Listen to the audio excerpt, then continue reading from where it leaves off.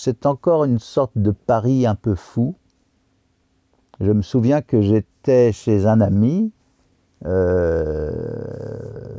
donc j'étais déjà à Paris et nous étions plusieurs à nous réunir chez un ami, Romain Anbert. Romain Anbert qui est un collectionneur de... Alors à l'époque il n'y avait pas de DVD, et son appartement était rempli de VHS. Et on était quelques-uns comme ça ce soir-là et on parlait de différents films. On parle notamment de pornographie et l'un de nous, Francis Moury, me dit il faudrait un dictionnaire des films pornographiques. Et nous étions tous fans de la saison cinématographique qui recensait tous ces films et qui les critiquait de façon sérieuse. Et j'ai dit, oui, ce serait bien d'avoir un livre comme ça nous serait très utile. Eh bien, faisons-le. Ça s'est passé comme ça, tout bêtement, par une sorte de... comme un pacte tout d'un coup qui s'est scellé. Alors, Romain était témoin de cette promesse. Francis Moury est devenu mon coéquipier numéro 1 au début de cette aventure. Et puis après, il a fallu recruter énormément de bonne volonté. Et je me suis retrouvé au fil des années, puisque cette aventure-là, un soir à table, on dit faisons-le, et puis ça nous conduit 13 ans plus tard. Il a fallu 13 ans pour que cette chose soit faite, qui était donc le dictionnaire des films français pornographiques et érotiques en 16 et 35 mm. Donc c'était vraiment un dictionnaire sur pas la vidéo porno, mais tout ce qui a pu être tourné en pellicule, avec cette part très subjective de qu'est-ce qu'un film érotique. Donc j'avais dès le début, j'avais cette volonté de ne pas faire de hiérarchie entre l'érotisme et la pornographie. Comme si tout ça, pour moi, ça faisait partie d'une même histoire.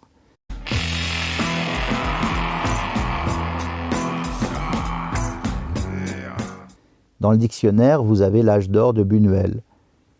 Vous n'avez pas le genou de Claire, et je le regrette maintenant. On n'a pas mis le genou de Claire. On s'était réunis un jour, on se réunissait de temps en temps, plusieurs rédacteurs, ceux qui étaient libres, et on disait est-ce qu'il faut mettre tel film, et puis on se répartissait les cassettes aussi. J'arrivais toujours avec 2 grands sacs remplis de cassettes porno, et on se voyait dans des cafés, et puis on avait une grande table, hein, on était nombreux, et puis je sortais, la comtesse est une pute, qui veut le faire? Ah, moi, tout de suite, et ça se passait comme ça. Je crois que parfois on parlait un peu trop fort, mais on n'a jamais été viré d'un seul café à cette époque, c'était plutôt, on devait pas paraître comme des allumés.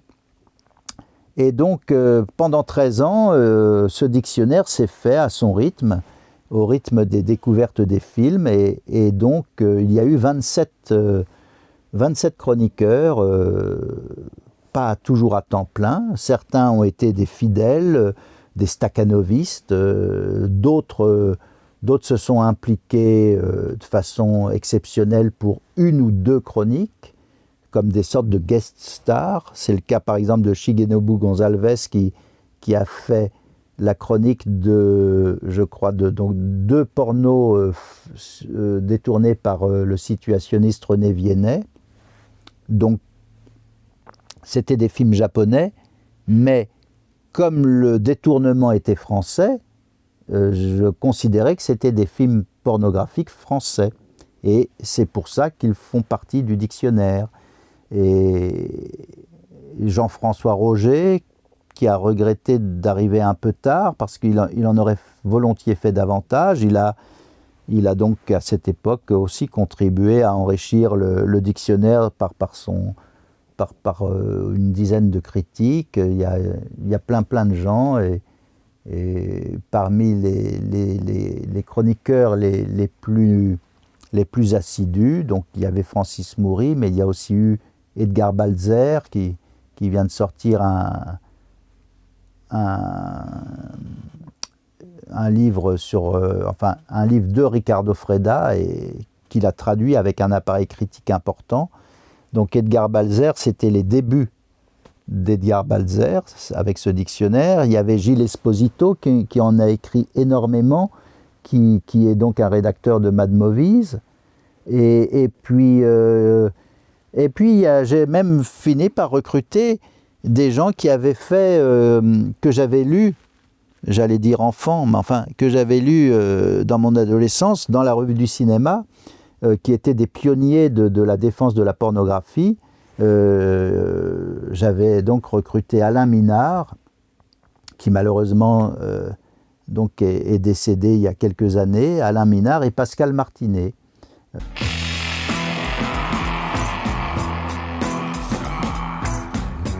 Il y avait très peu de femmes d'ailleurs.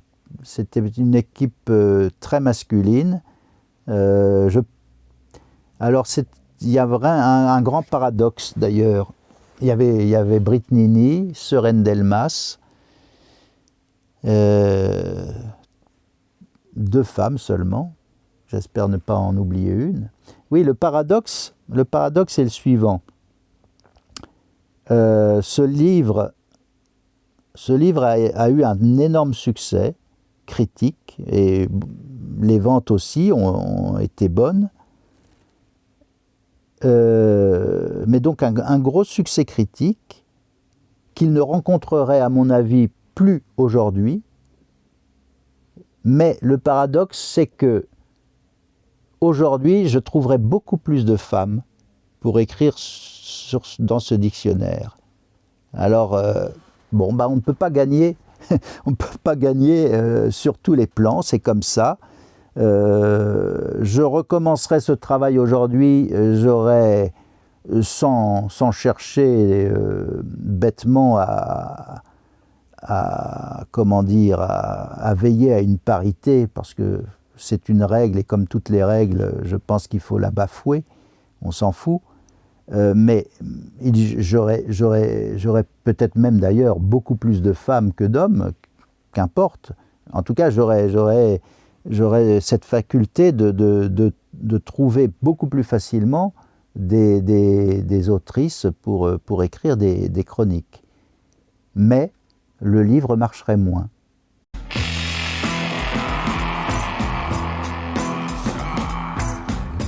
Et ça pose le problème du statut de la pornographie qui, à mon avis, reste un genre maudit, ou la part maudite du cinéma.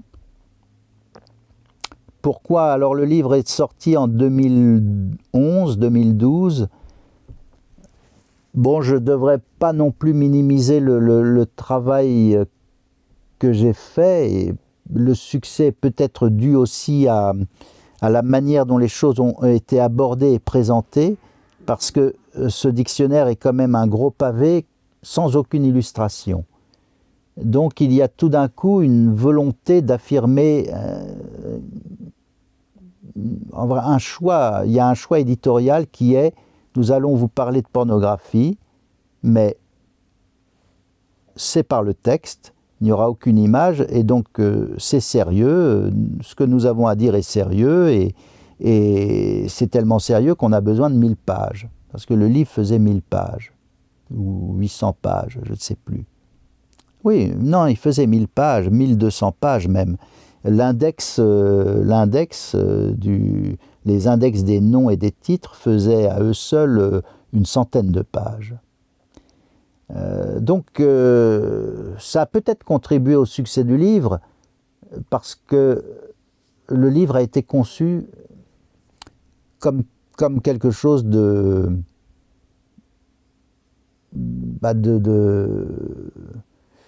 monstrueux. Je cherchais un autre mot qu'extravagant, parce qu'extravagant, je l'ai déjà dit plusieurs fois, donc par souci de ne pas répéter trop les mêmes mots, je cherchais un synonyme d'extravagant, mais ça a été un ovni dans le... Et on n'avait jamais fait ça. Et ça, c'est aussi un de mes travers, vouloir faire des choses, vouloir parler de gens dont on ne parle jamais et vouloir faire des choses que personne ne fait. Bon, ça doit être mon snobisme personnel.